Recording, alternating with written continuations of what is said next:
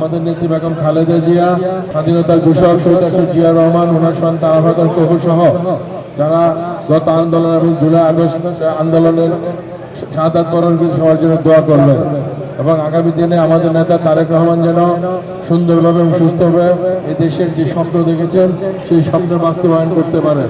দেশনায়ক জনাব তারেক রহমানের নেতৃত্বে নতুন সরকার বাংলাদেশে গঠিত হয়েছে। দেশে একটি গণতান্ত্রিক পরিবেশ রয়েছে। আমরা আশা করব, আমরা সবাই দোয়া করব যে এই গণতান্ত্রিক সরকার যেন সফল হয় এবং আগামীতে একটি নতুন বাংলাদেশ, একটি নতুন ব্যবস্থা যেন আমাদেরকে উপহার দিতে পারেন।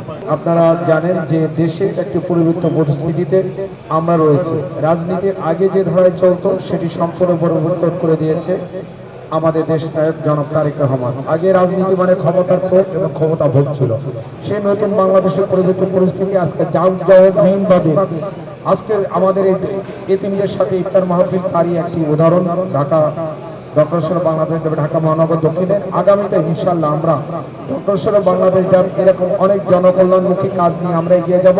আজকে এতিমদের সৌজন্যে এবং আমরা রোজাদারদের সৌজন্যে আমরা আমাদের ময়মুরব্বী যারা প্রবাস পাশে আছেন তাদের আত্মার রোহের মাগফিরাত কামনা করব। দেশনেত্রী বেগম খালেদা জিয়ার রোহের মাগফিরাত কামনা করব। غير المغضوب عليهم ولا الضالين آمين. بسم الله الرحمن الرحيم. قل هو الله أحد الله الصمد لم يلد ولم يولد ولم يكن له كفوا أحد. রব্বুল আলামিন বিশেষ করে আমরা যারা হাত তুলেছি আমাদেরকে মৃত্যু অবধি পর্যন্ত এবং জনগণের কল্যাণের জন্য সবাইকে নিবেদিত প্রাণ হয়ে কাজ করার তৌফিক দান করেন।